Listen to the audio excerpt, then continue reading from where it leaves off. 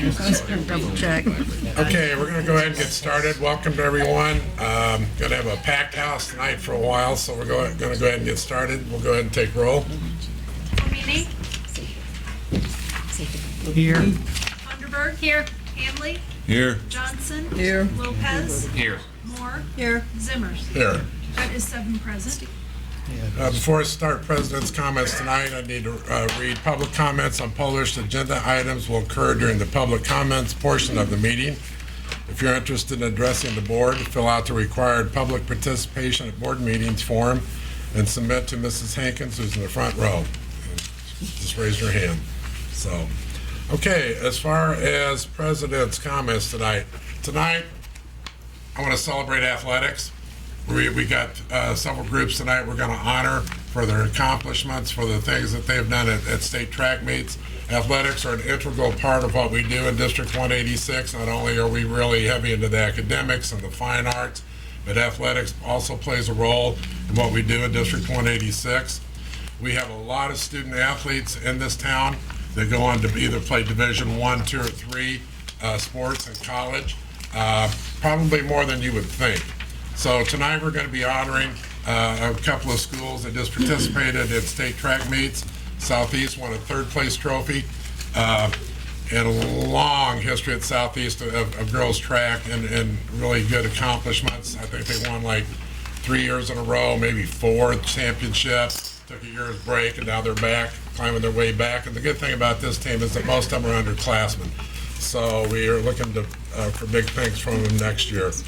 Washington Middle School's 8th grade boys and 7th grade girls just won the state track meet. Very proud of them. And I think a lot of people, unless you've been around sports in this town for a while, and maybe you know or you don't know, this is the 22nd and 23rd first place titles that Washington Middle School has won in track. So And we had participants also from other middle schools and other high schools that did place at state, but we're going to be honoring a couple of schools tonight. So I just want to honor athletics because it is a big part of what we do here, and our student athletes do go on to college to not only be students past high school, but also involved in athletics. So at this time, we're going to start board salutes, and let's start at this end today, Mr. Hanley. I have none. Okay. Thank you. I don't have anything. No. Ms. Johnson? Okay. Since we last met, I've been to the retirement dinner for district employees, and it's always a good time for people who've been in the district. The longevity that we find among our employees is amazing, even though it's not top dollar positions. You know it has to be the love of children and love of school district. I think, what was the highest person, the longest? 36 years. 36 years. Is, We had time. two people at 36. didn't we? 35 and 36. 35 and yeah. 36 right together. So that's always a wonderful occasion. I've been to the Western Middle School moving up ceremony. And where was that? Lincoln Magnet. Lincoln Magnet at Springfield High School. So we have a lot of children moving up to be freshmen in high school, and it should be an exciting time for them. It was wonderful to watch the honor students, how the children all mixed together, and then the different awards that they got from different departments.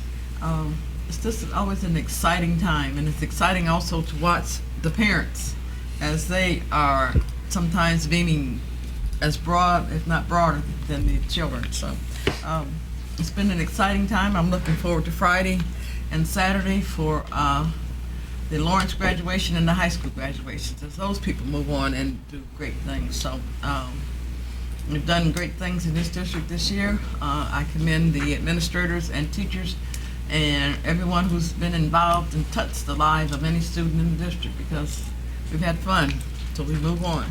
Yeah. We get to do it all over again. Yeah. Mr. Flamini? I have one thing that's not actually a salute, but I did need to mention. Before I do, Mrs. Johnson, I got to give you kudos. You've been showing up at everything in town at these events. Good for you. Proud of you. That's great. It's killing me. I had the day off today, and You deserve that too after the but I really legislative didn't have the day session. off. I had to be at the eye doctor at 8:30 and get my eyes dilated. So now I'm just now beginning to see. So That's what was going on. This is kind of a public service announcement that I want to make here. I forgot to do it earlier. I need to remind students that are going into 12th grade next year, you're going to need immunization. This is the second series. I think it's Mr. Sanders, or correct me if I'm wrong with the shot. Is it pneumococcal? Is it the second?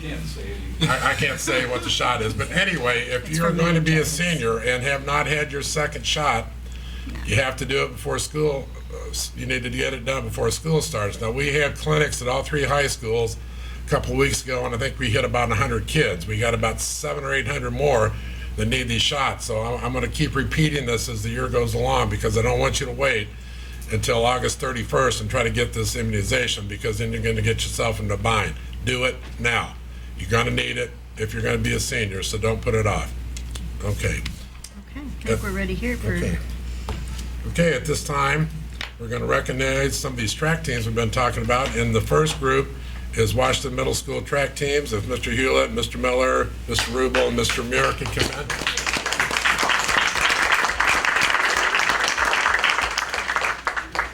They're kind of crisp ones there, but they're all there. Yeah.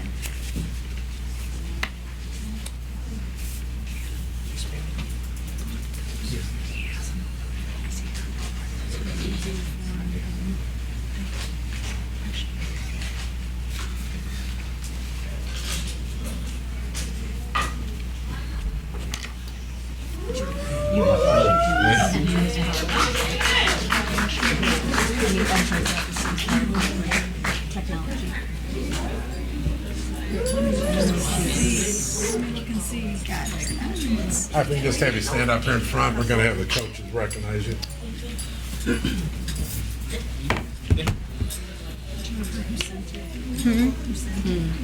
Cherie probably, or the teacher, so hold on, let me, They're not here to see me, they're here to see you guys. my computer's warming up, I'll forward it to you. We're going to have you guys read off the names. Wow, I'm feeling short. I'm tall, I don't, I can be fast. Look at their shirts, it's cool, it says their stuff on it, their names. Getting old, so he's probably won quite a few of them. Where's my girl? Is that Gabby right there?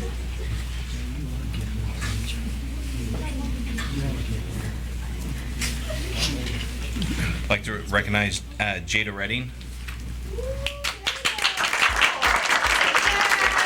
Patrice Brooks. Yvette House. Lillian McGuire. Asia Williams. Marvin Broomfield. Don Campbell. Anthony Fairley. Sheldrick Harrod Jr.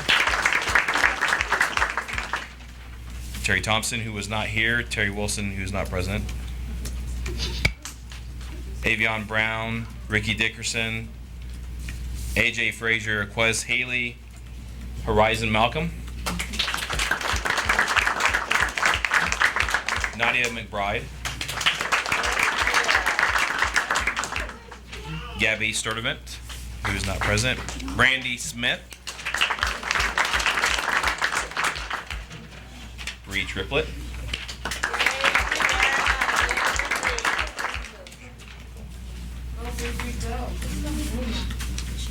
Michaels is not here. Also, Michael Kroonline.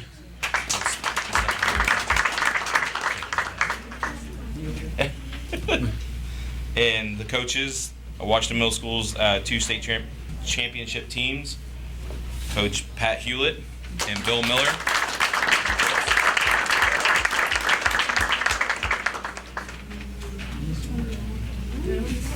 And myself, Charles Rubel, and Coach Chetmer, who's not present right now.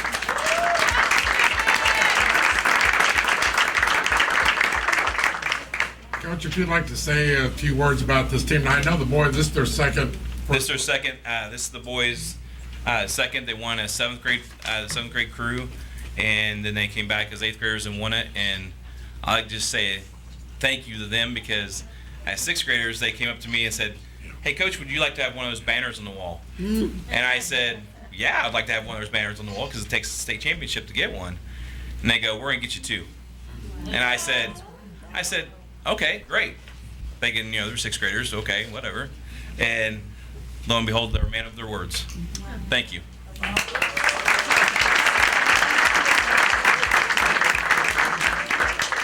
Congratulations, you guys. Thanks for coming. We're really proud of you. And just a little bit, if the board doesn't know and some other people that don't know, this is our 22nd, 23rd state titles in track and field. We lead the state of Illinois in state titles in track and field.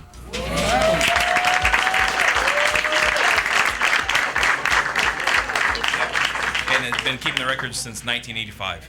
The only school that's close is Cahokia.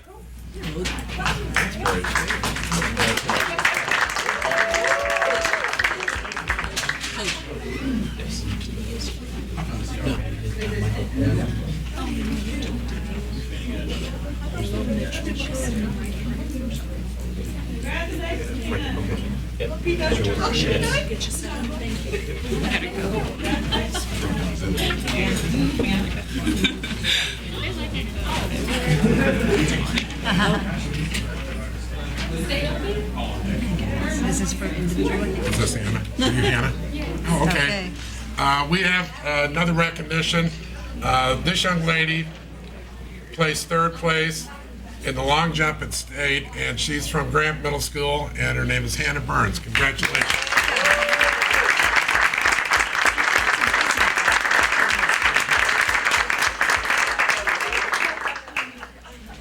She's not that tall. See, short people can run. Okay, at this time, we're going to honor Southeast. The Southeast coaches are here. Southeast girls track. It's usually Barb Montgomery. They're coming in. Here comes Iola.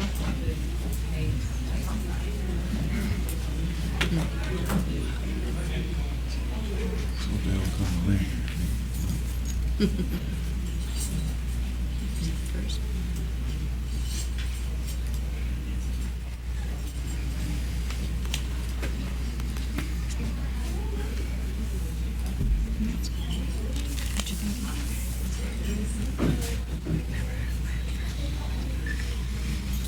They have to get the top three in state for their not top three.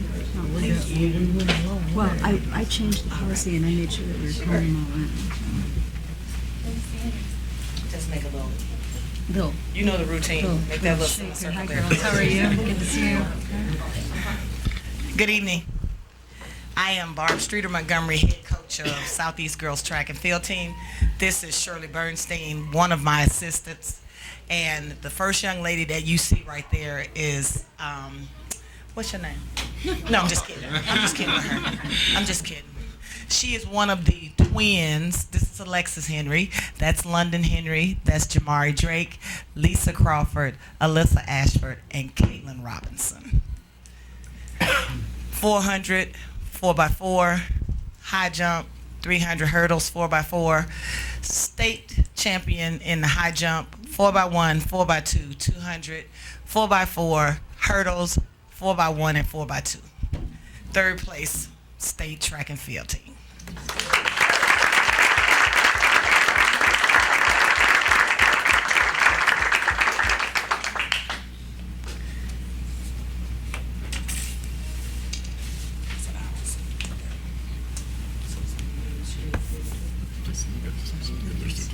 You can call their names, have her receive her And certificate. I got a real job as a teacher here.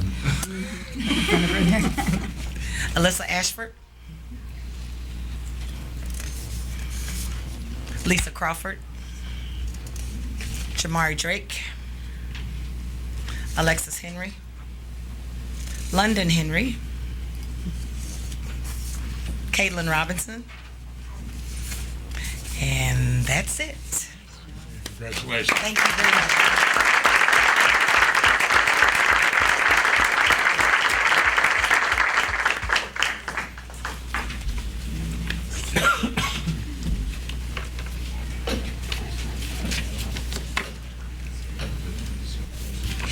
Is that all of them?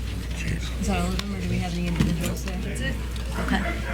Okay, at this time, we're going to move on to discussion items. First is 4.1, old business. If nobody else has any old business, I need to bring some up. We need to have a discussion about what it is. Last time we took a vote on the political policy. Obviously, there were some problems with it, so we need to add something to it. So if anybody has any suggestions to what it is that you wanted added to the policy that we did not have in there or delete, we need to have some discussion around that at this point.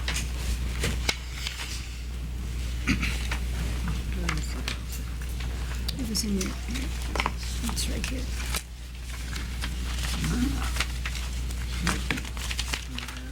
It was in your packet. It looks like this. It says buildings and grounds management, use of buildings. It was really, I think you were mostly talking about The question was advertising. about the advertisement and the use of political titles. Right, I can read it if you'd like. Would you like me to read it out loud? Please. Advertisements and signage from individuals seeking or currently seeking any political office shall be allowed as long as they do so as a citizen and as long as no title or acknowledgement of said office is mentioned. All schools and organizations associated with school or the district, including extracurricular activity groups, tournament signage, and booklets, and booster organizations shall adhere to this policy. So I believe the question was that this made it a little bit more lenient and allowed people to purchase those before they were only allowed if they were already in office and they could state their office. This allows them, you know, just as a citizen, they just put their name and that they support. And I believe that was where some of the opposition lied. The district has no problem. We just want to know what policy to follow. And we're fine with, you know, having something so we can actually enforce the policy. So was that the consensus of everyone that that's what needed changed? No, it wasn't consensus.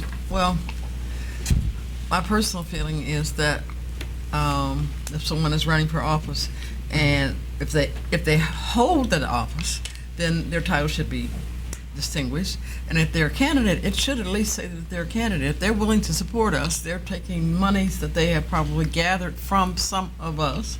And I think they're entitled to say what position that they're looking for. Because if my name is Judy Johnson, there's 3 Judy Johnsons in Springfield that I know of. And if we're all running for office, you know, I want to be the one to be distinguished for the school board. Not that I'm running again, because I'm not. But I think that they deserve that. You'll still keep me in my place. Yeah. I think that they deserve that distinction. That's my personal opinion. I have seen that little bit of rub between being on the school board versus being a regular citizen. By the way, for the record, we are citizens. Mhm. And sometimes the distinguishing of that line has been blurred, I know, in the previous administration, to the point that I remember coming back after working at the regional office after retiring. You could not, and I ran a lot of city tournaments, you could not get, but you couldn't buy an ad in that vehicle there. Now, SHG could, and put those pictures in there. The exclusion was, I think, probably in good taste, but I'm not sure that it was, if it wasn't even a little bit more counterproductive. This is the only elected position, which is, in my estimation, the ultimate volunteerism. This is a volunteerism that you give, and by God, you pay money for it too. So that's how smart I am. And you have to be a part of this. That any of these attempts to push these people back, and I agree, there should not be any specific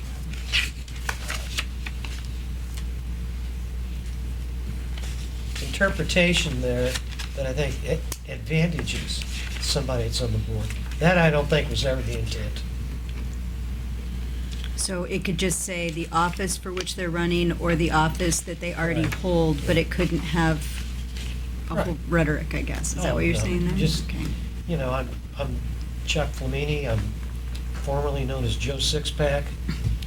And, you know. We have to tell the Or truth. just, I know and that. just say, look, you know, Funny guy. it's a fact. But a lot of people know I'm a school board member. And I'm proud of that. And we need to make it simple. I remember during the previous election, I got a phone call from down here wanting to know what I thought about that at one school out in the north end, they were going to have some kind of or they were seeking to have, it might have been parents, it might have been somebody from that area, to have a little, not a debate, we don't debate, but to present themselves and their ideas. And, you know, we shouldn't do that, should we? And I said, well, yeah, what is it? I mean, it's not advantaging any person.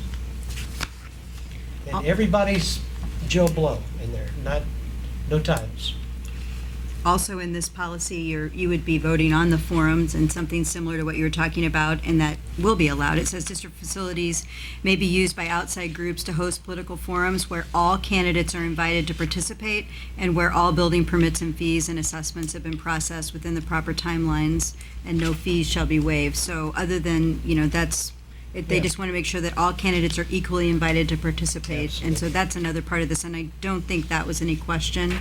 The third part of this was just, once again, we're not going to put political signage and hand it out as you walk in, so people are throwing stuff all over the school parking lot or ground. So there's not any of that, and that was still maintained in the past. So really, the issue is whether or not we're going to allow them to put what they're running for or what they already currently hold. And we could put some language together around that if that's the consensus. We just wanted some direction to Is take. this in relation to athletic programs? What if they wanted to put a sign up at Southeast Track? You know, I'd start to get a little uncomfortable with that. Well, here, the reason I'm asking, because the principals are the ones who are going to have to monitor this. And I don't think we can be vague about this. We need to be very specific about what we're talking about, because otherwise, you know, we're going to put them in a bind. So I think that's something we need to hash out. Are we talking in relation just to athletic programs or signages around the perimeter of the school? Or Well, I think that we can't be too flamboyant on this and have these big signs and, you know, I am blah, blah, I am on the board representing this district, da-da-da-da-da. Aren't I wonderful? No, we don't want any of that stuff. And some of this has to be limited. I agree with that concept. Well, I think that what we need to do is to limit it to advertisements in program booklets Okay. that are associated with school events. Right, like And we play, anything. we do not sanction putting up signs on the fence that says Adam Lopez, school board member. Oh, Okay, no. but I think we just limit it to printed material that are, that would benefit the school by them selling at whatever particular club it is. I see, Yeah. yeah. But one way schools do make money is selling the sponsorship signs that go up in the basketball gym, on the fence at the athletic fields for the schools that are fortunate enough to have those. So you would have a problem with that, is what you're saying.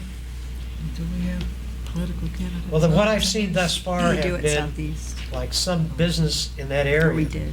that would have something up there without reference to a board member. You know, I maybe we need to think that through a little bit, but I don't want to have a number of those signs like posters for me. My goodness, that'd be awful anyway.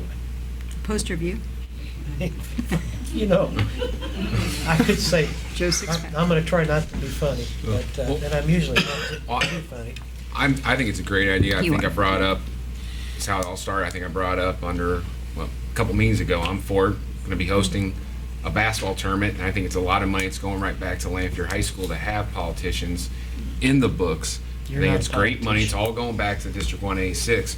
My concern, I talked to Mike Zimmers about this.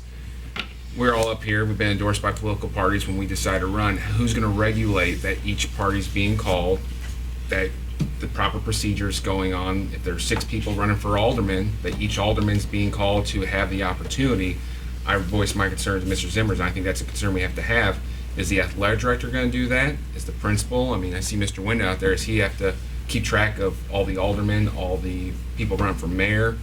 Whose responsibility is that? Well, one of the pitfalls of education is that we live and die in a political environment, irrespective of what we might think, but nevertheless what our philosophy might be personally, but that's a reality. And I'm uncomfortable with that too. I think that's my biggest concern with it. I mean, I'm all for it, but we have to have we can put Rick Sanders in charge of it. He'd be good. But I'm just saying we have to have something in there. I wrote that down. That's my biggest concern, because but I think it's a great idea to have it in there. People are going to spend money. I think we're all for the money going right back to the schools, back to the district. We just have to find a way that everybody's has equal opportunity at doing it. Well, see, and I don't know that you'll ever be able to flush that out, because you have an advantage over the rest of us because you are an insurance agent who sponsors a lot of things, and I see your picture everywhere. That's good. So It's working. yeah, you hope so. Anyway, Yes, right. You're not a politician. So does Adam Lopez get to buy a sign that says country companies, or does Adam Lopez buy a sign that says school board member? Well, when I first ran under the administration, questioned that. You can ask Southeast High School got brought in when I decided to do that, but that was Country Financial. Adam Lopez, not school board, because it was all Country Financial. So that's business. Yeah, but see, that puts you at a certain advantage over those who are running against you, who may be somebody, I mean, it could be just a housewife, or it could be, They put their name or in there. me that works in the legislature. You Why can would put I your want to name do in that? I don't want to do that. So I think that's where the fine tuning gets confusing. So, Trying to kick me out. yeah, Yes. hopefully you'll be gone in a minute. People could start to provide us some language and we could put something together for the Yeah, next that's board probably a meeting. good idea. Well, we probably could debate this all night here. Why don't we do this? This is our 3rd reading of this. Hopefully, we won't have to have another. So why don't you send, want them sent to you, Yeah, Julie? either one of us. Whatever suggestions you have for language, and let us take a look at that. We'll have Rob Cross take a look at it just to see we're on the right path. Julie, tomorrow morning, could you send everybody the fresh copy of this to their email so that they could just wordsmith right on the document? And then once we have everybody's suggestions, then we kind of have a format for rewording this, and we can send it back out so everybody can look at it. Yeah, I think what happened is a few years ago, in an attempt to really wordsmith this to the point where you have this perfect document, that we made it too difficult, and we were looking at too many things, and some of this is going to have to change over time too. But let's not shoot ourselves in the foot. By ourselves, I mean the school district and the schools within it. They need to be able to generate that revenue. I don't disagree with that. I just want to make sure that the language we place in here is clear and concise. It's not vague, so administrators at these buildings will know what to do, what to say to people. So, okay. I think what we're going to do, if Ask permission of the board to move we have this up. permission of the board here to skip over temporarily 4.2, 3, and 4, we have groups of students and teachers from a couple of schools that are going to present tonight. Does anybody have a problem if we go ahead and let them present and come back to new business? Do we need to do roll Do we call? need a motion to do that? Does anybody have an objection to that? No? Okay, so our first group that we have today, these students and teachers, Jefferson, you can come on up, and then we'll have Fairview right after that. These teachers and students presented at our Tech 2015 down at the State House, and Mrs. Johnson, I understand you got to see them in action, and we're pretty excited about what you saw. Yes, these students are very impressive. They have used these young minds to put together these this technology piece that probably would have been hard for me to get Yeah, together. I'm looking at it there. It's amazing. It's exciting. Yeah. Can I plug in here? Yeah. Yeah, well, or we've got your PowerPoint. If we could just run your extended PowerPoint. one? Yeah, That's all right. the one that you sent me the last one. The last Yeah. one? Oh, perfect. Even better.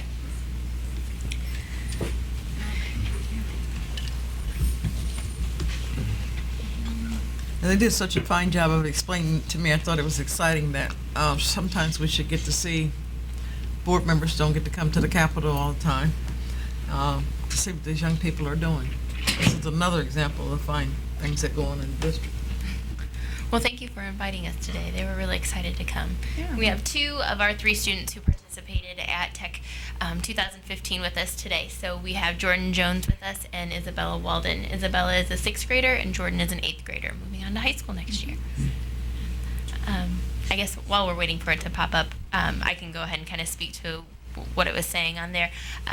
These guys are in my Project Lead the Way class. So at Jefferson Middle School, we have an electives course called Project Lead the Way, and it's a pre-engineering curriculum. And basically, the 6th graders and 7th graders work in a unit called Design and Modeling, and the 8th graders work in a unit called Automation and Robotics. So we can continue through. Next slide. And even the next one. So for design and modeling, which is what Isabella had gone through this particular unit this year, she learned what engineering was, the different components within engineering, and you can go to the next slide. The design process and going through all those different steps to solve a problem. Go to the next slide, please. Measurement, so then they went through conversions and learning how to use different tools to measure accurately. And then they also did a lot of sketching, so then they learned the proper way to sketch, the proper way to dimension as well, and started sketching 2D and 3D items and shapes. And then they worked on a CAD software, 3D software called Inventor, and then that's what Isabella will talk about here shortly.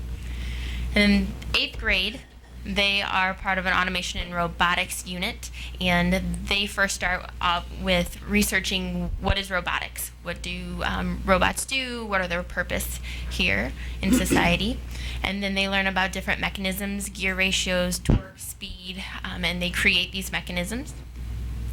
And then at last they put all of those skills together, and then they create robots. So I offer a task, and then they have to solve that problem and create something to solve that particular problem. And so for Tech 2015, so we can keep going, there's some pictures there. Community involvement, in case you were interested in that previous slide.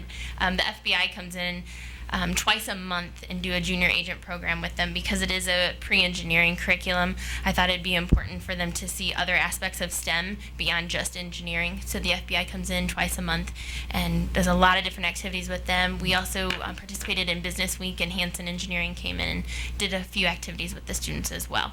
So some community involvement this past year.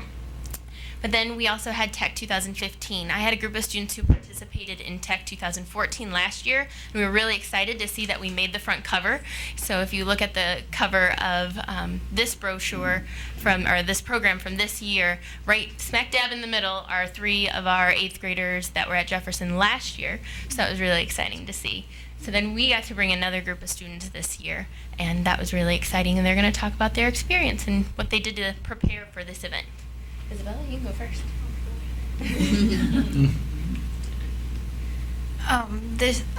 Preparing for Tech 2015, I watched a series of videos online to like learn beyond what we learned in the classroom about Inventor. I learned a lot about the different platforms that we use, the X, Y, and Z platforms, which are the different kind of ways you can build it. I did sketching. I kind of just watched a lot of videos. I practiced a lot with different kinds of things that we use. Like at first I was going to start off with a wheel, and that kind of got me prepared for what I actually did. I built I used the Caddy software to build a platform to represent one of the middle platforms used for the robot, and I use somewhat the exact measurements because some of the measurements were way too thin, and if they were too thin, we couldn't extrude them out to actually punch the holes to make them. Yeah. She put a lot of hard work into that, so thank you.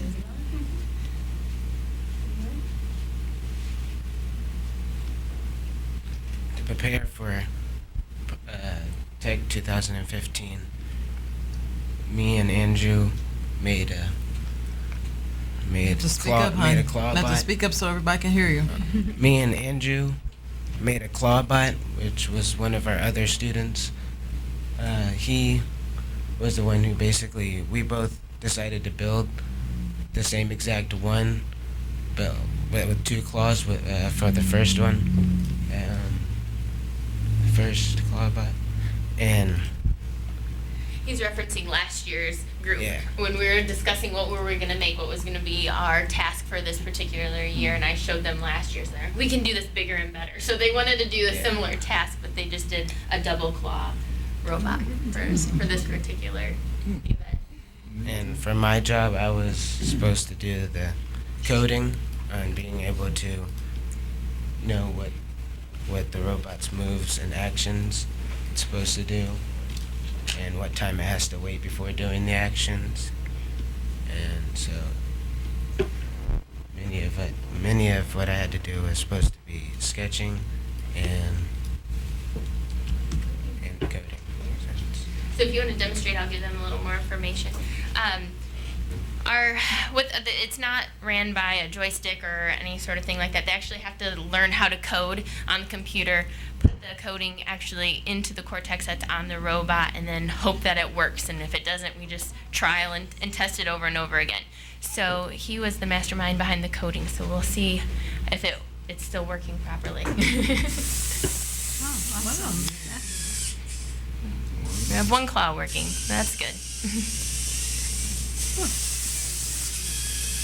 Really fast with the new battery. Nope. That's okay. A couple of glitches, but you wouldn't know that. It worked perfectly, right? It worked just So when fine. they start off, it's nothing, it's just a big box of parts, right? Yes, it's just a big box of parts that they have to put together. So throughout the semester, they're just learning different ways to use mechanisms to cause different types of movement. What branch of the curriculum does this fall under? We use it as an elective course, so it's the math and sciences. Mm-hmm. That's great. Yeah. And they were able to show me when they were in the Capitol, they showed me what the actual codes were, how they had set down and figured out what the codes were to make each part move when it's supposed to move. And it's a time-consuming task to get that done. It is, and that's the one thing, you gotta just persevere, because it's not gonna work always the first time, and they did it. They did an amazing job. They really did, and all of our representatives and senators came, and we were able to get pictures with them and all of that. So it was a great experience for everyone. Thank you. For the Thank you. students.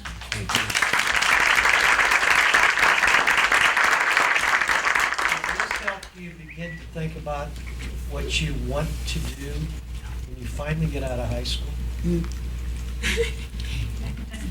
Are you going to be engineers?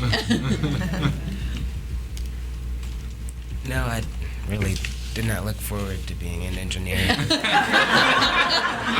Later. You did a marvelous job, by the way. Thanks.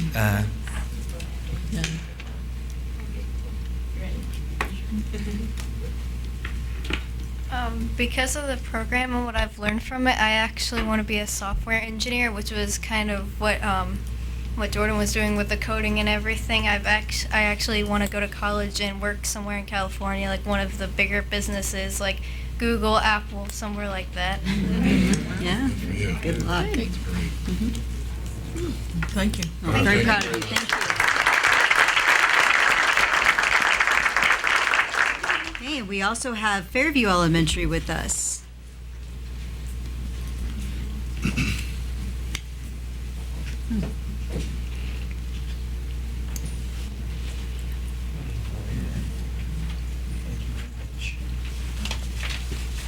Thank you.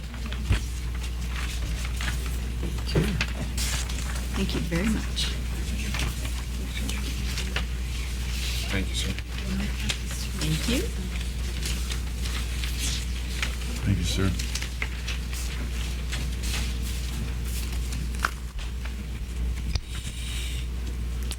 First of all, thank you so much for the opportunity to come and present to the board and the Superintendent Gill. And thank you to Ms. Johnson for seeing us in person at Tech 2015. My name is Nicolette Harris. I am a 5th grade teacher at Fairview Elementary. And these are some of my wonderful students. I have Mackenzie Marshall, Angelica Mayall, and Deshaun Thompson. Mackenzie and Angelica were able to go with me to the Capitol.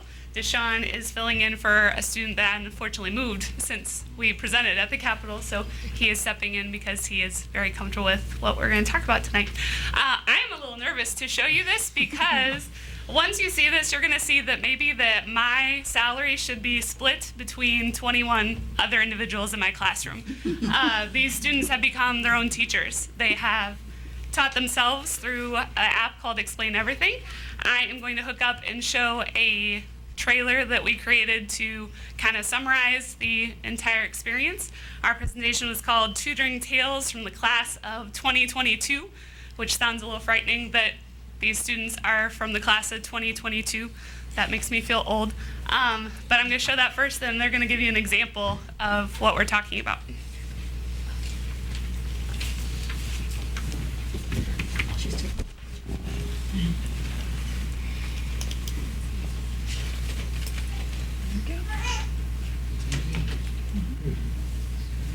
Top class.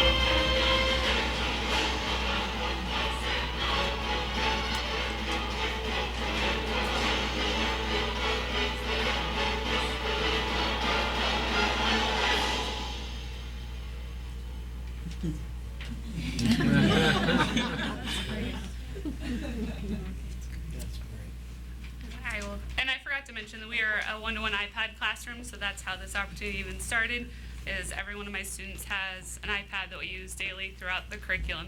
So first we'll meet Mackenzie. Hi, I'm Mackenzie, and we are from Fairview Elementary School. Today we are here to talk about an app called Explain Everything. First, our teacher has to teach us the lesson. Then we can go on Explain Everything and make an Explain Everything about what we learned. And then we could put it on our website so other people can see if they were absent and they can learn from it. And also, if they don't understand it, they can go to our website and word it on theirs. Here's my video.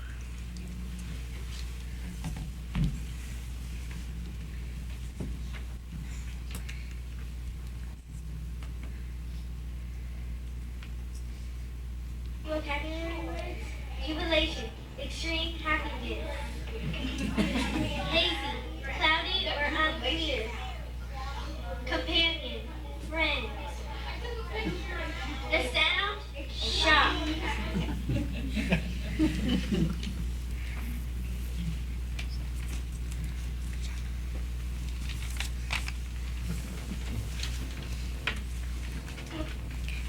Hello, I'm Deshaun Thompson, and I like to use this app because, if you don't understand it, you can use more work and do more examples before you go to the next subject.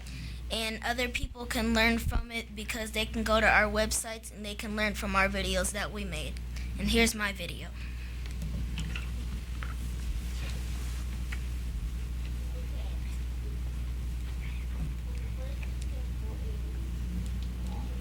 King 28 over 32. Now we're going to divide this until it's the smallest fraction. Okay, so that the numerator and denominator can both be divided by 4. And 28 divided by 4 equals 7. And 32 divided by 4 equals 8. So 7/8 is the simplest form for that. And we know that because 7/8 cannot be divided into 4. Awesome.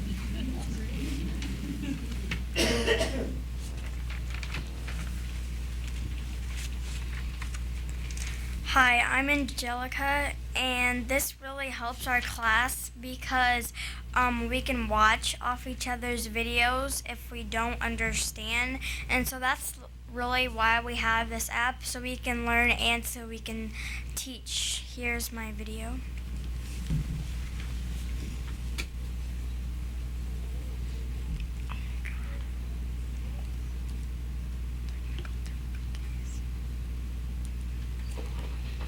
Today we're doing lesson 8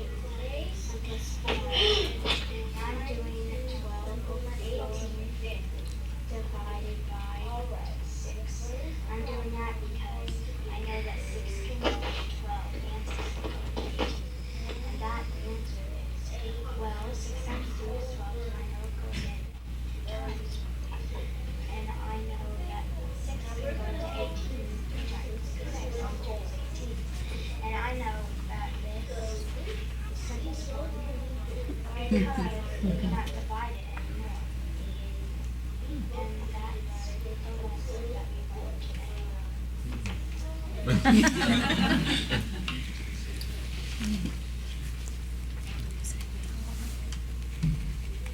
Thank you for inviting us to this board meeting.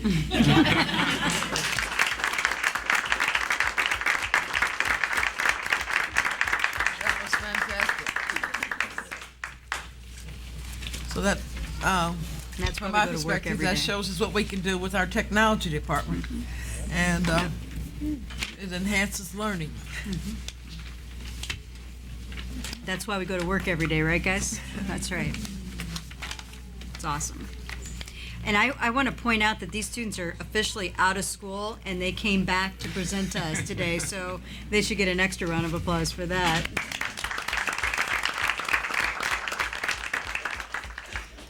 Okay, we're going to go back to discussion items. New business, I think is where we are. Does anybody else have any old business before we move on? I have a Okay. question. Yes. When are we going to seat the new student board members so that we can have this training process go on? It's at 4.4. Is it Yep. 4.4? Uh-huh. Oh, we're going to do it tonight? Well, you're going to introduce her tonight, and then she is seated next fall, but she's Okay. going to be working along Rosaline. We're going to introduce her tonight. Okay, good. That they can start their transition process over time. Okay, 4.2, new business. Does anyone have any new business? Okay, hearing none, we're going to move on to... Oh, wait, before we go. Yes. I would like to, so that the community is aware, we had a brief talk about Senate Bill 100 just passed the Illinois General Assembly, and it has to do with student discipline. And hopefully the superintendent will create some kind of task force to have some input and to look at this legislation so that as we move forward in disciplining students, it is meant to be equitable for students and make sure that students are not spending more time outside of the classroom than what is necessary. So, because I work in the legislature, I think that's an important piece of legislation that affects all of us. And I think that we all should probably take a look at that and begin to think about things to have input as we implement. Certainly. Okay, anything else under new business? Okay, hearing none, we're going to move on to 4.3, student and family handbook. Mr. Sanders, do you need to give us a little over? I mean, we all have received a copy of any of the revisions and things that have been taken out. Do you need to kind of say anything beforehand? Or? I think it's important to understand that. He needs to grab a mic. He's there for the. I think it's important to understand that this handbook, and you know, Mr. Zimmers and Mr. Flamini, how when we were administrators, we consulted this handbook as very closely as we could. And I think there was a revision a few years ago that took out some information that we felt was pretty important, not only to our students and families, but also to our administrators. And so we introduced some of those items back into the handbook this year. Through some assistance through our communications department, rearranged some things to make it read a little bit easier. Eliminated some text in here that was really not necessary, and provided policies and guidelines and updated those as we approved some of those in recent board meetings that we had in here as well. Also procedures regarding how to respond and how to report certain types of instances and situations such as discrimination and abuse that are outlined for our administrators to follow as well. So we hope that this is the first step in trying to have information at hand, and I invited all of our principals to keep this handbook handy, and so that way for two reasons. Number one, to consult, and then number two, as things come up, to write on the inside cover what came up that may not be in here that we feel would be pertinent information to have in here, so that way each year when we visit this, we can revise and add that and do what we need to do to make it an effective tool for all of our stakeholders. Thank you. Does anybody have any questions? I had a question. This at our last board meeting, we approved 2 policies, the teen dating violence, but also, which I saw in this revision. But I did not see anything in this, the handbook, related to requiring students or their parents or guardian to provide their passwords and other related account information for social networking if there's a concern. Yeah, and that bullying. there was a disconnect. Mm-hmm.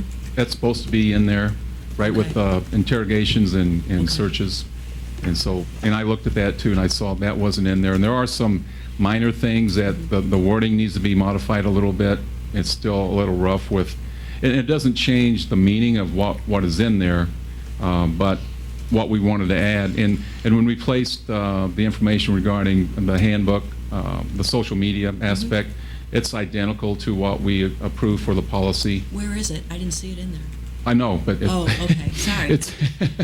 It will be in there when we do the final reading. So there's a little bit more cleaning up to do. And the disadvantage with this particular program, it's a program that our secretary has, and so the corrections that we recommend, my interpretation has to go to her, then she has to interpret what I interpreted, and sometimes there's a disconnect, so it goes back and forth and has a few moving parts to that. So. Mr. Sanders, I think we discussed that you'll make those changes, though. Oh, absolutely. And that you'll get that to them so that they have plenty of time to read through it. Right. And so before they do their final vote for this. Yeah, because, I mean, even from when we received this information Friday, there's been a revision. And so now I have to kind of go back and see what I've already read and if that's been revised. And I'd like to see it give them an itemized, like what page number they can look at for those revisions so they know what the differences are if you make changes or even any wording changes. I would appreciate that personally. Okay, any other questions? Okay, thanks, Mr. Sanders. Moving on to 4.4, student business. First, I'd like to thank all of the members of the board for allowing me to be the student board member and come to these meetings, and it's been such a fun opportunity for me this year, and I think it's one of the best things that I've done in my entire educational experience. So I thank you guys so much for that. And then this week we're also still having a student roundtable meeting. It's more of a meeting to sort of introduce new members who are thinking about joining for next year and talk about how we want things to be structured for next year. Hopefully some of our old members will carry over to next year, because I know a lot of us seniors are leaving, and it'd be nice to have the underclassmen who will be upperclassmen next year continue what we were trying to work on this year and see some consistency between each year that we have the roundtable, so it's not like it's just a meeting where we talk about stuff and then nothing happens, but that things are actually getting done. So I'm really looking forward to that and meeting our new student board member. I'm very excited, and I can't wait to work with her. Okay. So at this time, we'd like to introduce our new student representative. I think she's in the audience there. Her name is Diamond Jackson from Southeast High School. There you are, yeah. If you just want to stand up and would you like to tell us about yourself a little bit or say anything or?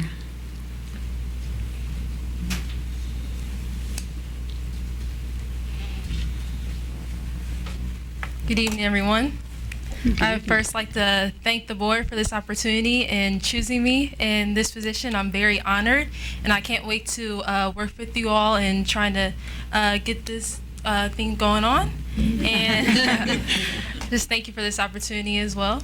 And I'm an upcoming senior at Springfield Southeast High School, and that's about it. You have black belts. And I have black belt in karate. Oh, okay, well.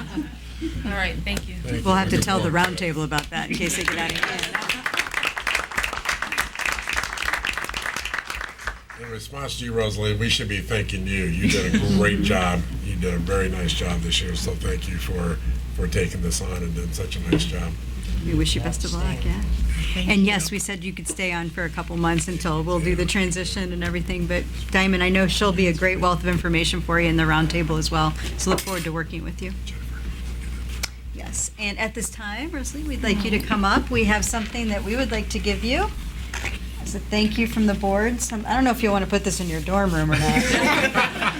It is just a certificate for you, and we had it put on a board there for you, so Thank you so congratulations. much. Yeah. I love it. You're welcome. Might just It's put very this in my official. board- my dorm room. Yeah, I know. It's heavy, yeah.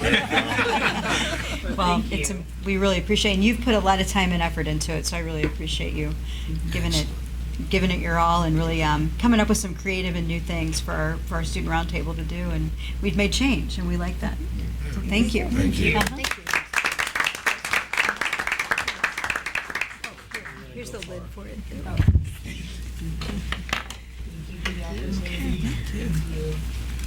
Thank you. Thanks a lot.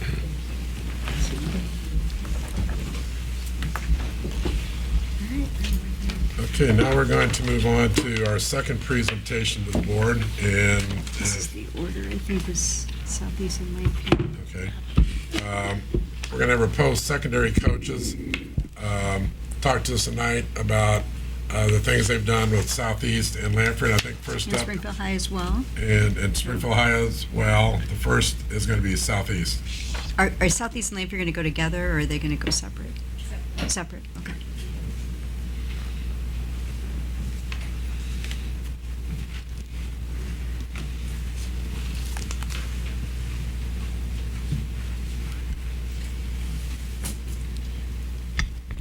Good evening, everyone. I'm Teresa Watkins, and I am the post-secondary coach at Southeast High School. I believe that you received a report that I sent you today.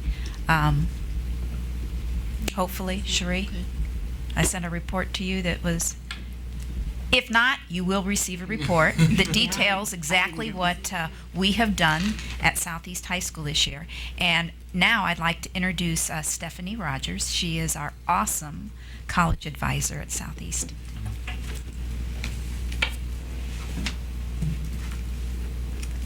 Do we have a PowerPoint that's going to be up? I'm looking to see if I received it. I don't have a PowerPoint from Southeast. If you have it. Trace, did you send it to Cherie, or did you send it to me? Okay, then you should be able to connect to the Apple TV. I don't know how to do that. Those probably have to have the Bluetooth on. Sheree has it, okay. On her agenda, the PowerPoint is? It's on the agenda. It's on the agenda. she said. I have the presentation, I thought that was from the ICAC. It's the same, so. It's the same, Oh, yeah, okay, it's the I'm same sorry. thing, yeah. I was They are ICAC. confused. Yeah, so click on the top one. Yeah, oh, hit the wrong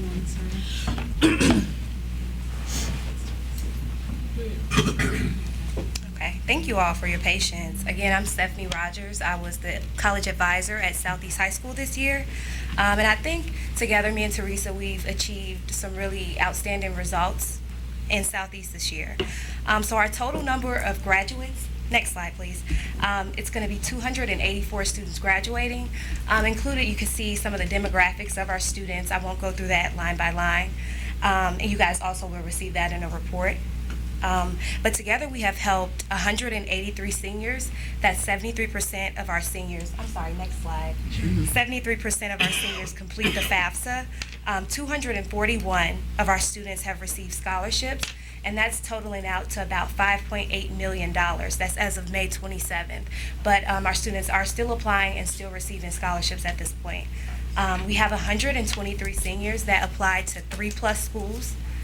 We have 168 seniors that have attended a college rep visit, and which just means we kind of organize as the advisor. We reach out to different universities and colleges to come in to speak to our students, to talk to them about the application process, about the requirements to be accepted into that college or university, and those are the students who've participated in those. We've went on 9 college tours, and 99% of our seniors have applied to at least one college. The number of seniors that have been accepted, it's a little small, I'll go through it for you guys. 4-year college, we have 132 seniors that have been accepted to a 4-year university or college. We have 190 students who have been accepted into a 2-year college, 7 who have decided on a technical school. We have 10 who are in the military active. We have 13 students who have decided to go into the workforce, and 17 students who are still deciding on their post-secondary plans. Next slide, please. Interactions. We have about 2,756 one-on-one meetings. That's something that we really, really pride ourselves on, getting to know each individual student and helping them formulate a plan for after graduation. We have about 2,000 students who participated in group meetings. Again, those are those college rep visits, FAFSA nights, anytime we go into the classroom and talk to them about personal essays, anything post-secondary related. And we have 165 individual parent meetings throughout the year. The next slide is going to talk to you guys about where our seniors are actually going next year. So we have 99 students who are fully enrolled and going to attend a 4-year college or university next year. We have 122 students who are going to start out at a 2-year college. We have 7 who have decided on a technical school, 10 again going into the military, and that 13 going straight into the workforce. Some of the highlights from Teresa and myself from this past school year have been College Jumpstart. I'm not sure if everyone's familiar. College Jumpstart was a program we had at the beginning of this school year. We invited a group of seniors out to University of Illinois at Springfield. We got them started on their personal essays, scholarship applications, and also a jump start on that college process. Also at Southeast, we had College Application Week. It was a week we dedicated to making sure our seniors applied to college. So this happened in October. So we assisted them with those one-on-one meetings, formulating a plan, doing research. And in October, we carried out a College Application Week. There were prizes. We took a field trip, and our students really, really got applications done. Also, the Illinois College Advising Corps, they do each year the Financial Literacy Bowl, which we train a group of 25 students on all things financial literacy, which is very, very beneficial. They learn about the loans that they may need to take out for college. They learn about scholarships. They learn about banking. They learn about credit, a ton of useful information for our students. And we train 25 students on all that information, and we pick 6 of our best students. We take them to Chicago, and they compete in a tournament. Southeast got 4th place and also a sportsmanship award this year, and each student received a college scholarship as well. Another highlight for us was the significant parent involvement. The parents really utilized me in the college room. I would get calls all the time of parents, hey, can I come in and get FAFSA done? Or just parents simply asking questions about the college process. It really impressed me how the parents really reached out and utilized the college room as a resource. Another highlight for us was the visit from Senator Andy Maynard. He visited the college room. He got to meet with some of our seniors, and he was thoroughly impressed with them and their college or post-secondary plans. So that was a highlight for us. He actually came to visit Southeast in December. Next slide, please. And I just wanted to say thank you to Ms. Watkin. She truly has been instrumental in my development as a young professional. This is my first year out of college, and it was a wonderful experience for me here in District 186. The bonds I've made at Springfield Southeast will definitely be for life. And I just want to say thank you to Southeast and also ICAC and District 186 for really a good year in helping me develop as a young professional. So go Spartans. And I'm going to turn it over to Steve Ramback to talk a little bit about what's happened with ICAC and Lanphier. As Steve works his way up here, I don't know if you're aware, but for the past 7 years, both Lanphier and Southeast have been partnered with the U of I and the Illinois College Advising Corps and received a grant which employed one of these young people who has recently graduated, and it's been a tremendous help. And the fact that they are so tech savvy and so familiar with the financial aid process and the college experience. I went to college, but it's been some time ago. I'm very familiar with what takes for the academics to be what prepares a student and how to get in, but they're very prepared for the very life practical skills that we need. And if you're not aware, we've lost that grant for the following year. They chose not to renew the downstate schools contracts. It will be in Chicago schools, but our downstate schools have lost that individual, which is very sad because they have touched a lot of people's lives, young people's lives, and I think that she has provided with her knowledge and her drive and her friendship essential and life-changing relationships with these kids. And I know there are many of them that are going on to 4-year schools and 2-year schools that would not have without having someone like that in the school. So I thank her for everything that she's done this year. Lisa,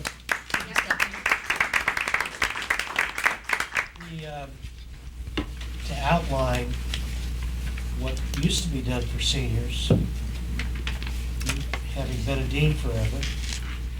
No. The year that you, for a long time, not in a long time, but for a long time, dealing with the senior class, whoever draws that duty on a given year, that is like, it's tough. It's not even double duty, it's triple and quadruple duty. And you guys supply a whole layer of things that help our kids. And for myself, I'm really concerned that we've lost that.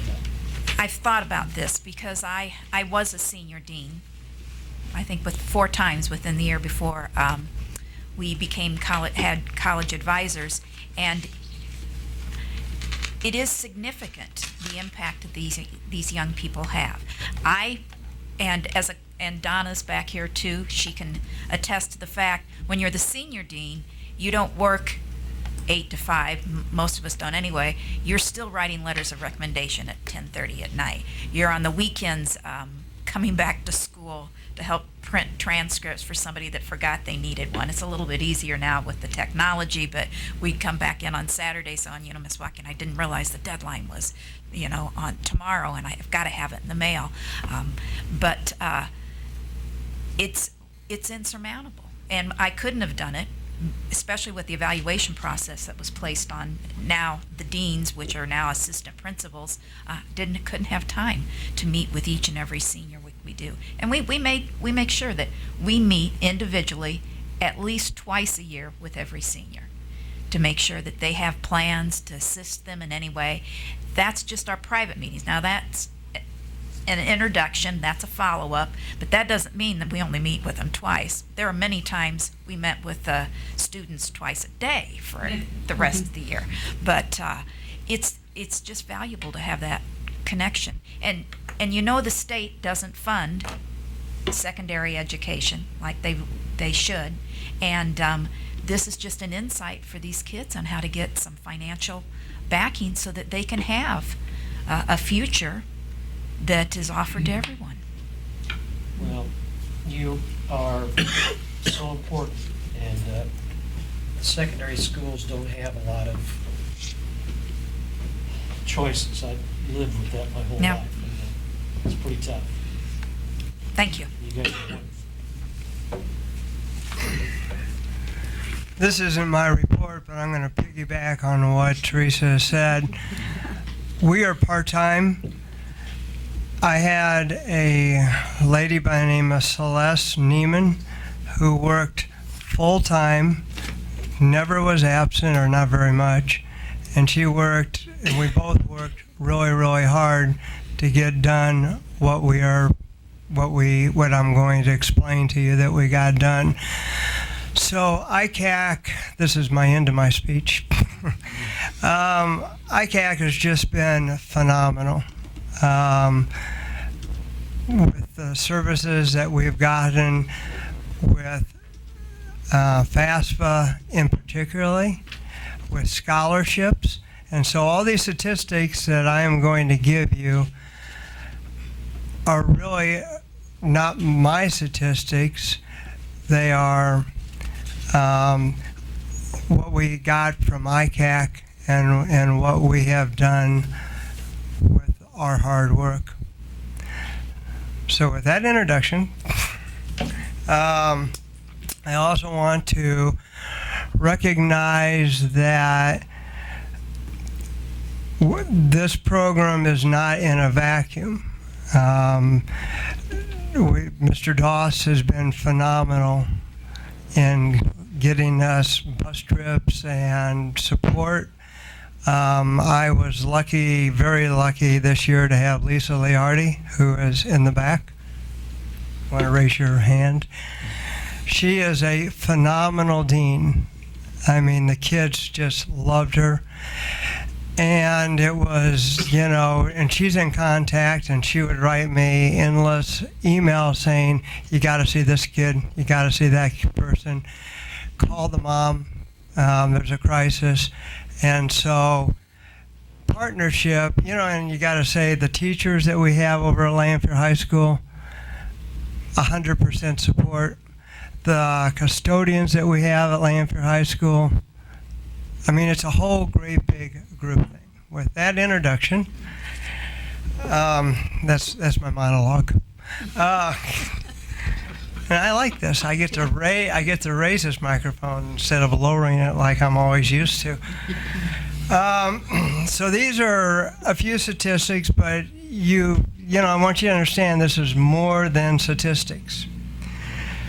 So, like Southeast, we hit 100% of every student that is graduating and some that aren't graduating that didn't make it at Lanphier High School. So we have talked to every single person at least once, and trust me, a lot more than once. Applying to one college, we had 92%, or 186 kids applying to at least one school. Attending college and final transcripts. So this is the end game. My last act per year is to talk to each person individually and ask them point blank, what are you going to do when you leave this year? And this is the results of that. 120 or 53% saying that they are going to a 2-year college. 51% are saying that they are going to a 4-year, or rather 23%, 51 students are going to a 4-year college. I'm pretty proud of that fact because we got hit really hard when Benedictine folded. Because a lot of our kids, it's a North End school, and it's just an easy hop, skip, and jump. And so we got hit really hard, but we still came up with 23% of these kids that are planning, taking their placement test, registering registration, whatever that means, going to the four-year college. We have 5 students going to technical colleges. So total, we have 17%, or 78% of Lanphier High School are going to college. We have 23 students, or 11% of our population, going to employment after school. When I tell you that we deal with everybody, I'm telling you we deal with everybody. Anyone that is in Lanphier High School, whether they're the top of the class or they're the bottom of the class, whether they have IEPs, we are working with every single student. I attend IEPs, and then we also have, I work with David Brott and Diane DeGroot, and we have a second follow-up, so we get all the papers in line. We have the FAFSAs ready to do. So, and there's 23 students that are going to the military. Each of those constitute 11% of Lanphier's population. I'm especially proud of the minority students, and I want to give you some statistics on that. 38 black males in our senior population, 33 are going to college. That's 87%. 42 black females in our senior population, 34 are going to college. That is 81%.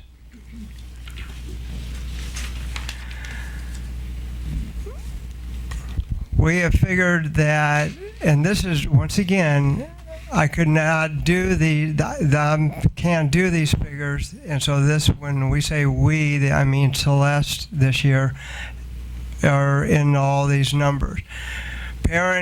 Student contacts have been 3,689. The real key of this program is parents. There is absolutely no doubt about it. I'm 100% sure that this program makes success because of the parents. Now, it's easy for me because I'm so old that I had all these parents as students. So it's kind of like a little reunion. I call them up and say, hey, you remember me? Oh, yeah, Mr. Rambeck. So, but the good thing is that I contact the parents with the student with me, so the parent is not in the dark. And so it's kind of, and then the kid's listening to what I'm saying to, or the student, I should say.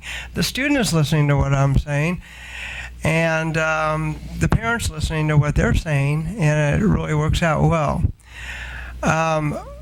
We have had 13 college trips, and we went to 16 different colleges. 3 times we doubled up, like going to Millikan and Lincoln, or McMurray and Illinois College. We have 530 sophomores, juniors, and seniors participating in campus visits, which means that I will grant seniors a college day to go out and register for colleges, take their tests to see what classes they're going to get in. Seniors are coming to me saying, can I go out to McHenry because I've got to do this, and this. We've had a workshop for parents. We had the best workshop I've ever had in all the years I've done this. We had 424 we had 137 parents and 286 students, total of 424, going to our college career fair in October.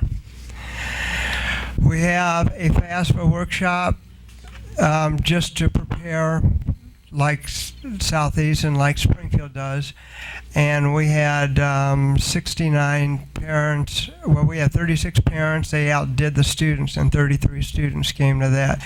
And we have FAFSA for real. Celeste worked really hard in the FAFSA, and of those people who are eligible, okay, not the ones going in the military, not the ones that are going to employment, we had a 98% completion. and 80% of the students receive MAP and Pell Grants. The total amount is $2,000 we estimate in MAP and Pell Grants, and scholarships amounted to $5,557. $5 million. This is history. I'm not math. $5,557,652, or something like that. You got the idea. I can give you a report too. A lot. We could not do this without the board. And so I want to especially say thank you to each and every one of you for all of your support and all of your work in there. And just as a little token, since Superintendent Gill is your leader, I'm not sure how this is going to go, but I would like to present to you, a Ramback rock. Thank you. This was made by Inc., the special ed group, but I'm thinking I should give this to Superintendent Gill. Thank you. Is it going to buzz or something? I'm going to shake your hand and thank you for all your support. Give her a cookie, too. Oh, and it's got his face on it. See, that's very nice. Yeah, no, thank you very much. I was afraid to give them to the rest of the people. Oh, okay. So on behalf of Celeste Neiman, Mr. Ramback, I want to thank you so much for your leadership and your mentorship towards her. My name is Khadijah Tijan, and I am the program coordinator for the Illinois College Advising Corps. I supervise the advisors at Southeast High School and at Lanphier High School. So you heard about all the great things that Lanphier and Springfield Southeast have been doing. They've been getting their students scholarship dollars. They've been going on college tours. They've been having college reps visit them. So they've been doing a lot of great stuff. But what exactly does that mean, and how does that translate into results? So behind you, I've posted two graphs. Existing literature supports that by doing these things, such as going on college tours, having college reps visit, doing financial literacy education, that you are creating a college-going culture. Thereby, you are crafting an expectation that students have some sort of post-secondary plan upon graduating from District 186. So what we have done in the Illinois College Advising Corps is we have taken all the students that we have worked with since we have been in the school district, and we have run them through the National Student Clearinghouse. The National Student Clearinghouse is a reporting mechanism that post-secondary institutions, colleges and universities, 2 years and 4 years, report to, stating what students enroll at their institution. And so for each year, it has the number of students that enrolled in some sort of post-secondary institution upon graduation. I know that class of 2014 kind of looks a little low, and the reason is because those numbers from earlier years, 2009, 2010, 2011, 2012, and 2013 reflect the students who may have taken a semester or even a year off. And so while class of 2014 looks a little low, expect that number to increase probably next year and years after, basically stating that although they may not have taken the lessons that they have learned from the college reps and the college visits initially and enrolled in college immediately after high school, that at some point in their lifespan in the next few years they will enroll. Following this presentation, I will send out to you guys all the individual data that not only shows about enrollment upon graduation, but also like enrollment status, what types of institutions they enrolled in, and popular institutions that the students from Lanphier High School and Springfield Southeast High School enroll in. So once again, from the Illinois College Advising Corps, it really has been a pleasure working and serving with you guys. It really is bittersweet that this partnership, unfortunately, is ending, as you've heard, but we continue to value our relationship with Springfield, and we really do wish you guys the best. Thank you. Thank you. Thank you. Thank you. Does anybody have any questions for them before we have Springfield High come up? I got a comment. I think what this demonstrates that's very, very important is that you have a lot of kids that wish to go to college, and they're mired in that process, and they have a lot of questions. You know who has more questions? The parents. the parents. And to cut through all of that so that parents can understand, and it's not something that anyone should be apologetic about. That's the way it is. It's complicated. And these three people and you dig through that to help these people, and it is absolutely invaluable. Thank you. May I respond to that?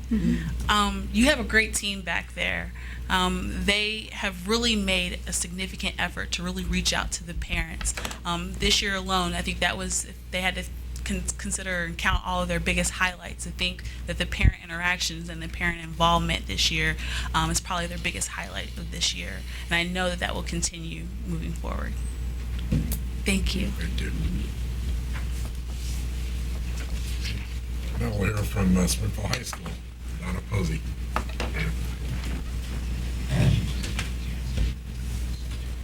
Good evening. I'm Donna Posey, and I am the retiring post-secondary coach at Springfield High School. It's been my honor to work there these last 9 years in this position. And I have not had the good fortune of having a college advising corps person to work with me. So it's been me, just me. And therefore, I do not have a beautiful presentation up here that you can look at. I'm just going to talk to you, and when I complete my report, I will send it to you. I don't even know the graduating number at this point of the students at Springfield High. We're around 297 at the moment, but we still have some stragglers who might make it before the end of the week. This year's class has been offered over $11,105,000 in scholarship offers, which is $90,000 more than last year's class, and that was their goal, to beat last year's class, right, Rosalind? We have about 132 students going to 4-year schools, 95 going to 2-year schools. We have 1 appointment to West Point Military Academy. We have another student going to West Point Military Academy Prep School. And we have 19 other students who have, are going to various branches of the military. 8 students going to technical schools, 15 going to work. This year we have a few other categories. I have a student going for a year mission work trip. I have a student taking a gap year going to China with her mother. We have a student going to a basketball prep school.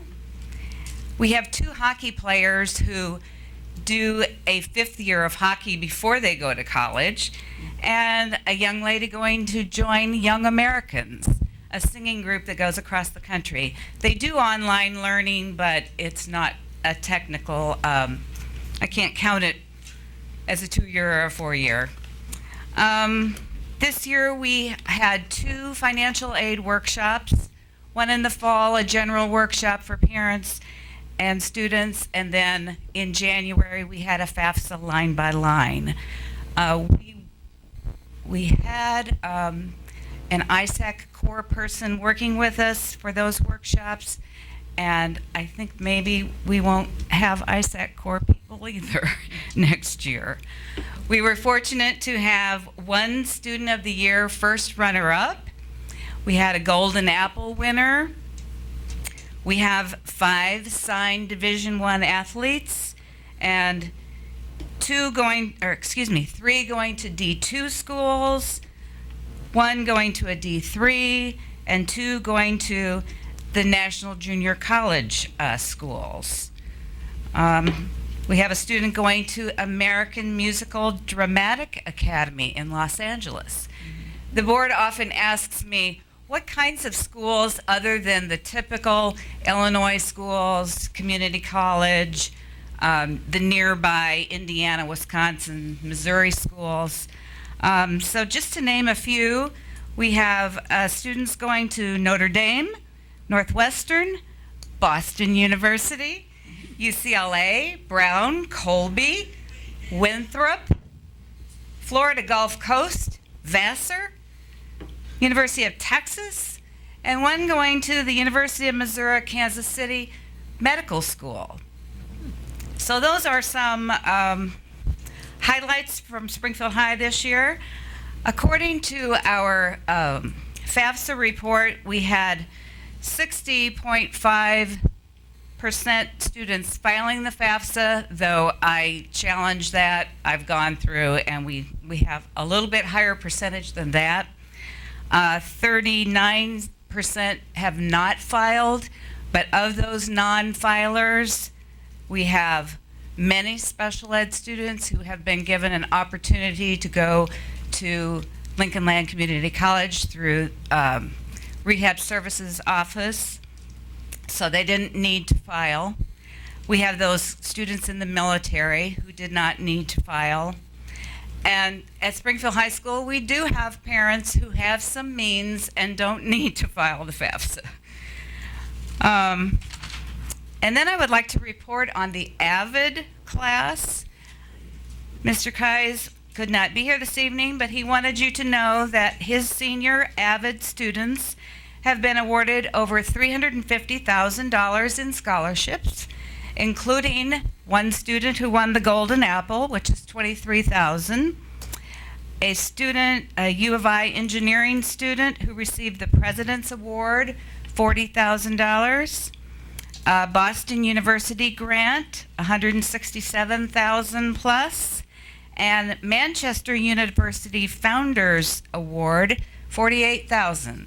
So Mr. Kais is very, very happy with the results of his AVID class. Any questions? I think one question in our mind is, you're retiring, and we want to take a moment to thank you for your extra work beyond your long career with the Springfield Public Schools, and just tell you how much of an impact you've made. Thank you. Continue I to. will miss it. I will be available to help the new person, and it's been a joy. It's been a joy. She was absolutely dynamic dean, and as good as you get. And you have a daughter now who teaches. I do. Who would Thank you. like to We can have, share a plan. who would like We to share- be a dean as well. Mr. Kais, and how we're going to. Never know. Okay. Okay. Anything else? Thank you. Thank you.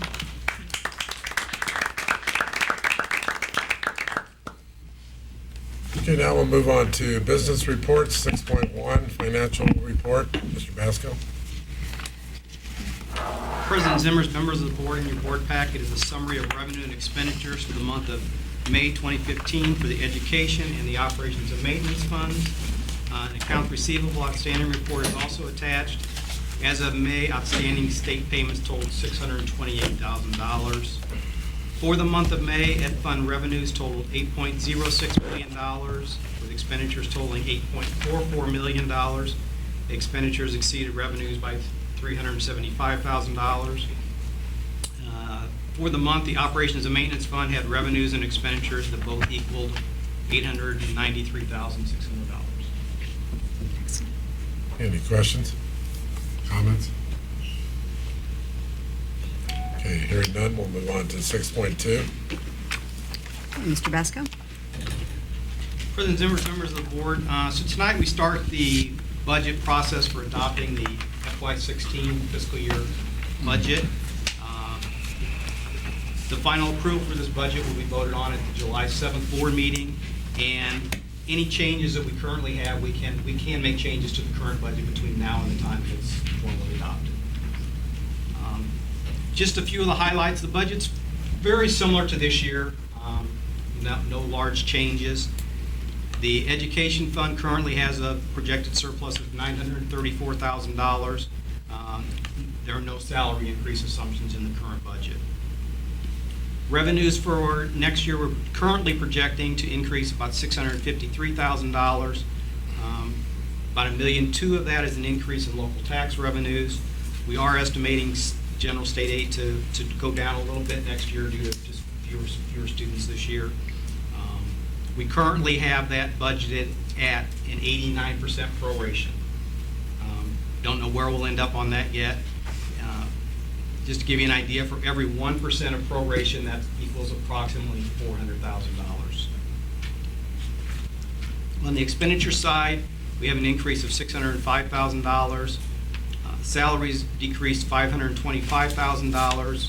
We have 3 fewer teaching positions allocated than this year. Employee benefits did increase by $900,000. We had a 10.5% increase in our health insurance premiums for the upcoming year. Everything else is basically the same. The Operations and Maintenance Fund currently has a surplus of $149,000, increase of revenues of $257,000 from projected tax revenue. Salaries and benefits, again, increase in health insurance premiums of about $53,000. Purchase services, we do have a 10-year health life safety survey that's due this year, so we did need to increase the budget for that. And then also supplies, the current budget that we've carried for several years now is just not been adequate, so we did bump that up by $63,000. Transportation fund has a projected deficit of $1.7 million. We currently do have a fund balance in that fund that will cover us for a while yet for those deficits. The IMRF fund has a surplus of $366,000, and the tort fund has a surplus of $344,000. Anyone have any questions or comments?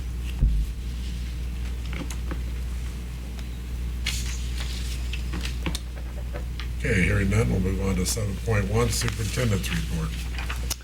All right. Well, just to kind of piggyback on what Mr. Basco was sharing with us, we are keeping our eye, of course, on what's going on down at the legislation right now, and I'm sure, Mrs. Johnson, you've heard more than your share of it this week, but we are hearing some positive things coming out of the House in regards to educational funding. We don't know where that will go in the next weeks to come, and we all know to be skeptical, which is why we did put our budget at 89% proration to be safe.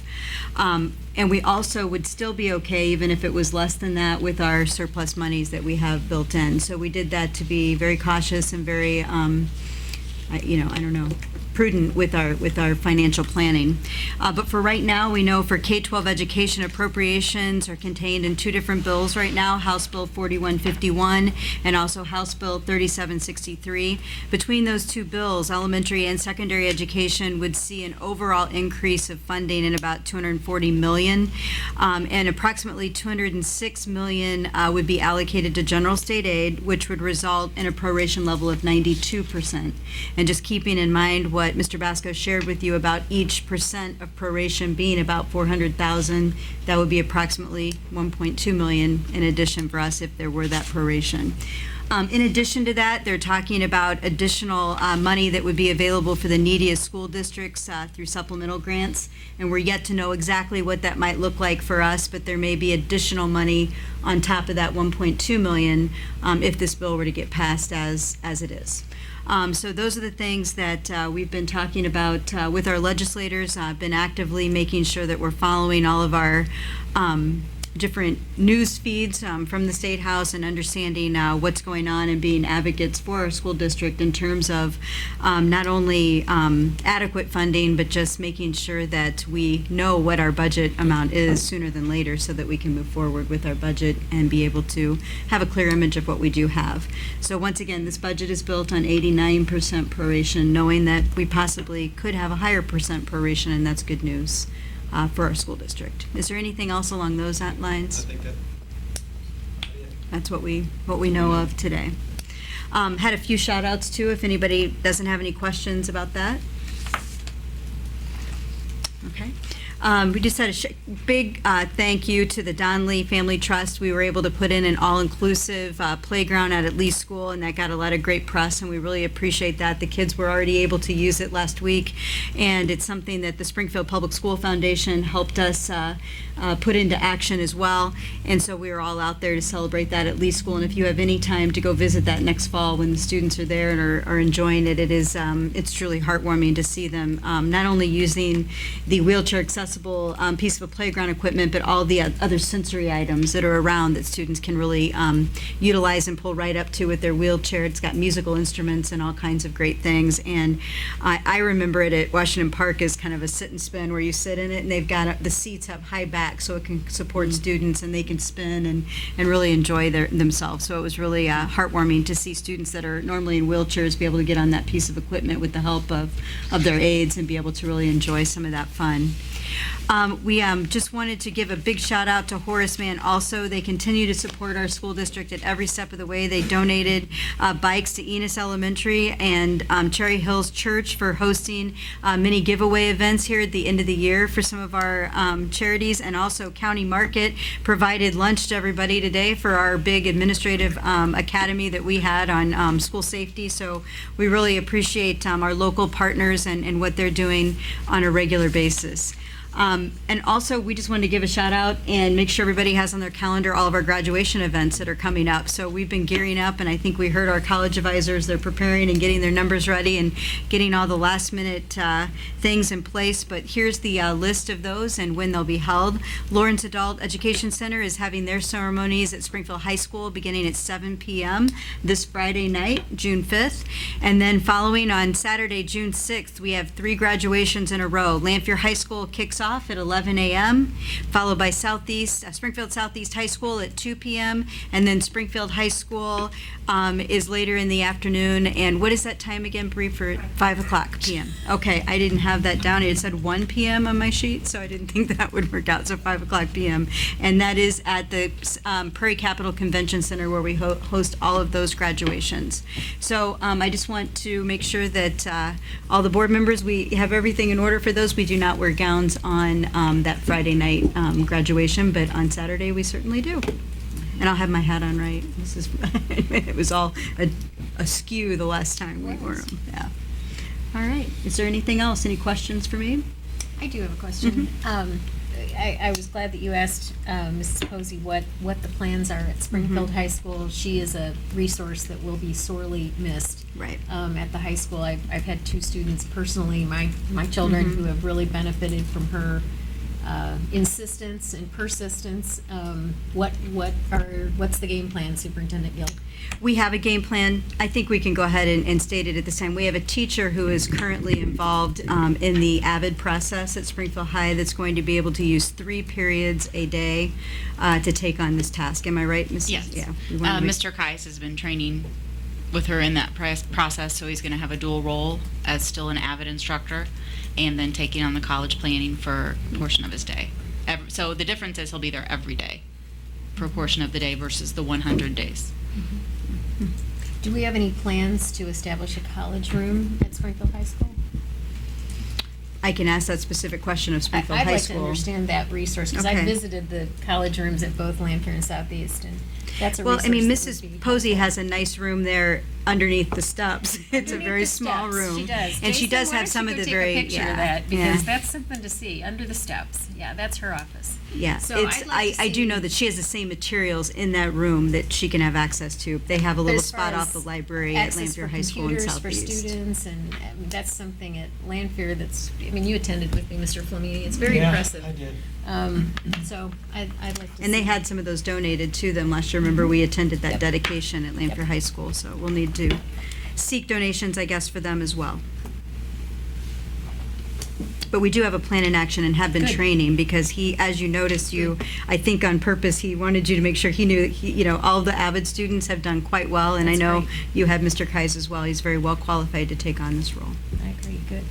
Can I add something? Sure. I definitely am happy to see you guys utilizing the AVID resource, because I don't think a lot of people realize, because everyone seems to think that AVID is for dumb kids. But AVID kind of gives us a step up in kind of a sense, because since we don't have those resources that Southeast and Lanphier did this year, at Springfield, I was like learning how to file applications and do budgeting, which is super important. I have no idea why there isn't a class for that senior year, but that I was doing all of that while my classmates were not in other classes, and that is probably one of the most important aspects. And even like things with like the FAFSA, it is surprising how many people don't even know that you have to go to the FAFSA website to file the FAFSA, and I found that really concerning. And it's that's one of the things that Avid helped us with. I think it'd be very important for us to not only have those FAFSA workshops like in the beginning of the year, but like actually have a day where we have the students go through and do the FAFSA and figure out how that works, because you can teach the parents how to do it, but I know people whose parents were completely terrible at assisting them in doing the FAFSA, who refused to help them with taxes and all that really, really important stuff. And I think it'd be very important to at least tackle that one major aspect of college inside the classrooms with students themselves, because I filled out my FAFSA myself. My parents didn't even do it. It's very important to have the students involved in that process. And also just to have uniformity between all three high schools when it comes to those kinds of resources, because it's like the one thing that you are spending your entire senior year doing other than making sure that your grades are good. And it's kind of disappointing to see that some students are at a disadvantage just because of what school they go to. But that's just a student perspective. Yeah, and I think we heard tonight, unfortunately, even that resource that was assisting the other two high schools is now not being funded by the state. So we have a mini plan of action that I'll be bringing to the board at some point when we kind of have our budget worked out here with the state. Good. Okay. Anything else? So that's another project that It was on the the list. chamber could Maybe come up with some funds to help us out one. I got all kinds of things for them to do. Okay. I mean, they keep talking about, what can we do? Let's do That's something. it. Okay. Okay, moving on to consent action items. Oh, before you do that, Mr. President. Sure.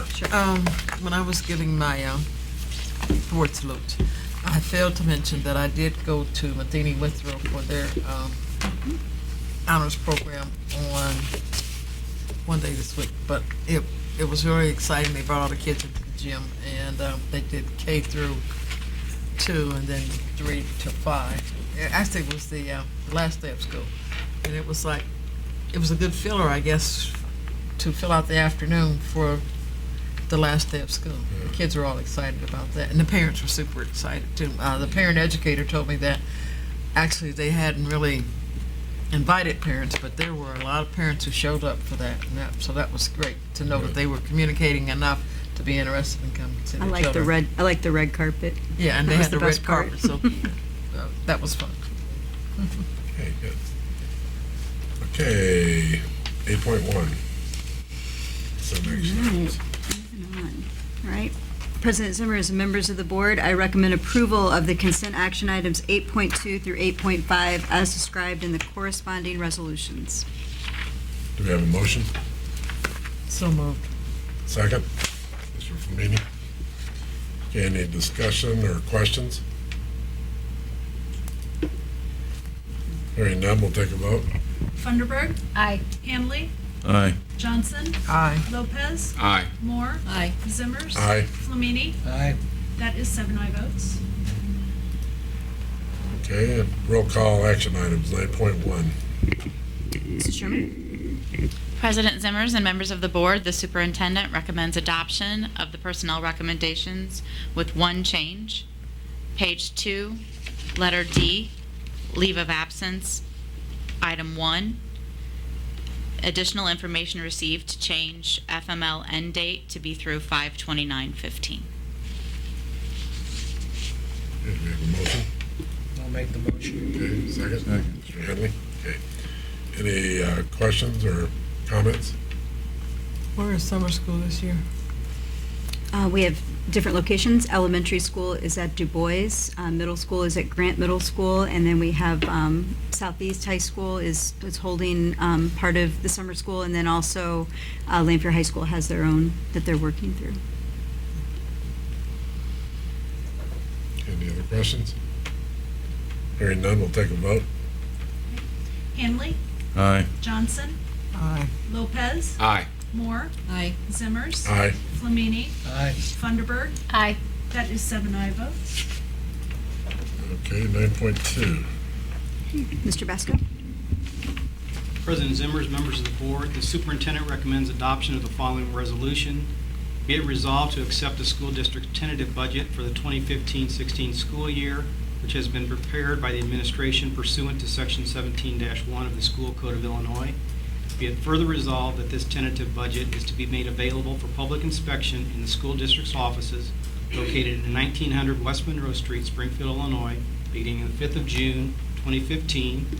Be it further resolved that the Secretary of the Board is directed to cause proper and legal notice of the availability of the budget for inspection to be published, and be it further resolved that the public hearing on this budget be established for 6 p.m. July 7, 2015, and be it further resolved that at any time during this period of examination, the tentative budget, which is on file, may be amended or revised. Do we have a motion? So moved. Second? Second. Any questions or comments? Okay, hearing none, we'll take a vote. Johnson. Aye. Lopez. Aye. Moore. Aye. Zimmers. Aye. Flamini. Aye. Funderburg. Aye. Handley. Aye. That is 7 aye votes. Okay, 9.3. Mr. Basco. President Zimmers, members of the board, the superintendent recommends approval of the attached resolution regarding the district's designation of depositories for the 2015-2016 fiscal year. So moved. Okay, second? Second. Mr. Hanley, okay. Any comments or discussion? Questions? Hearing none, we'll take a vote. Lopez. Present. Moore. Aye. Zimmers. Aye. Flamini. Aye. Funderburg. Aye. Handley. Aye. Johnson. Aye.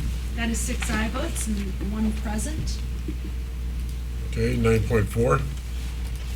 Okay, this is regarding our safety program. This is the second reading and final reading of this. Whereas the Board of Education of the Springfield School District 186 maintains board policy manuals giving direction to the district, and whereas such policy and manuals reflect case law, legal rulings, legislation, and district practice, now it therefore be resolved that the board approves the attached policies related to safety. And specifically, it's about AED. We have some new soccer goal safety in there, and all of the other policies that were still valid. So moved. Second. Okay, any questions or discussion? Okay, hearing none, we'll take a vote. Moore. Aye. Zimmers. Aye. Flamini. Aye. Funderburg. Aye. Handley. Aye. Johnson. Aye. Lopez. Aye. That is 7 aye votes. Okay, 9.5. This is for expulsion. President Zimmers and members of the board, it is my recommendation that one sixth grade student be hereby expelled from further attendance at Washington Middle School through the end of the 2015-16 school year with a program, and that one seventh grade student be hereby expelled from further attendance at Washington Middle School through the end of the 2015-16 school year with a program, and that two seventh grade students be hereby expelled from further attendance at Grant Middle School through the end of the 2015-16 school year with a program. Do we have a motion? So moved. Second? Second. Okay, any questions, discussion? Hearing none, we'll take a vote. Zimmers. Aye. Flamini. Aye. Funderburg. Aye. Handley. Aye. Johnson. Aye. Lopez. Aye. Moore. Aye. That is 7 aye votes. Okay, before we close, anybody have anything else? Okay, thank you everyone for coming. Our next regular scheduled meeting will be Monday, June 15th. Exec session starts at 5:30, board meeting at 6:30. Everybody have a great week.